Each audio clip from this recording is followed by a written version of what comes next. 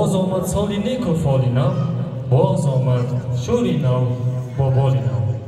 السلام علیکم حاضرین ارجمند و بینندگان عزیز تلویزیون ریگان. همه شما را به شاه برنامه سالی نوی تحت عنوان پیک سفید که مسئله از جانب شرکت تلویزیون و رادیوی ریگان برگزار می‌گردد با تالار محتشم کاخ دوستی خیر مقدم می‌گیریم. برنامه کنسرتی امروزه با اشتراک یک قطار هنرمندان محلی و جمهوری برگزار می‌گردد و همگی اهل صنعت و هنر در رفت برنامه امروزه بهره فراغت شما عزیزان دل و دیده هنر نمایی می‌نمایند. با استفاده از فرصت همه شمایان مهمانان عزیز و ارجمند و بعداً بینندگان عزیز تلویزیون ریگا را با فرارسی سال نو میلادی 2025 تبریک و تهنیت گفته برای هر یک شما در خانواده‌تان فیض و برکت، بخت و سعادت و خرسندی‌های بی‌کنار را آرزو می‌کنیم.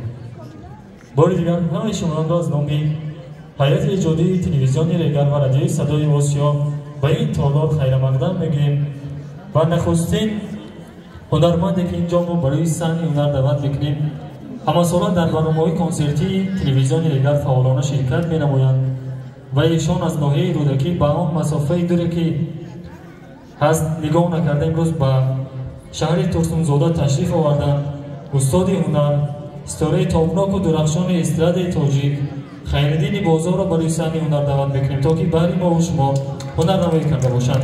زیر و کفگوهای بردوام شما استاد را برای صحنه هنر دعوت می‌کنیم. سلامت باشید، سلامت باشید. السلام علیکم اهل نشست، همه شما را به چراغک سالنوی خوش آمدید گفته به همه شما سربلندی آرزومندیم. سرودای ما پایانداز شما خوش آمدید.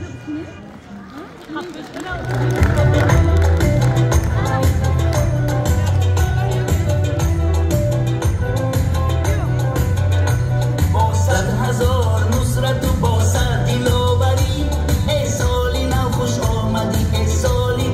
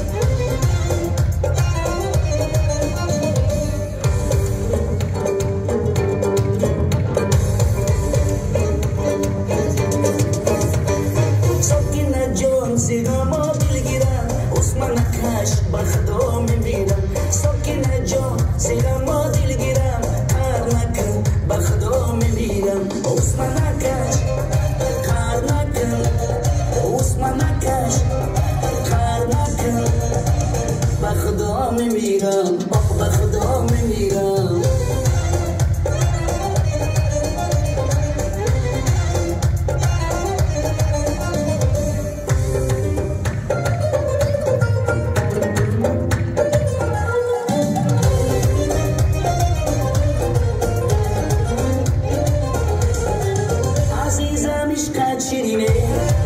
چرا بر من نمیگویی عزیزم عشقت شیرینه چرا بر من نمیگویی امید آرزویت را چرا بر من نمیگویی سکینه جان زیرا ما دلگیرم عصمه نکش به خدا میمیرم سکینه جان زیرا ما دلگیرم کار نکن به خدا میمیرم عصمه نکش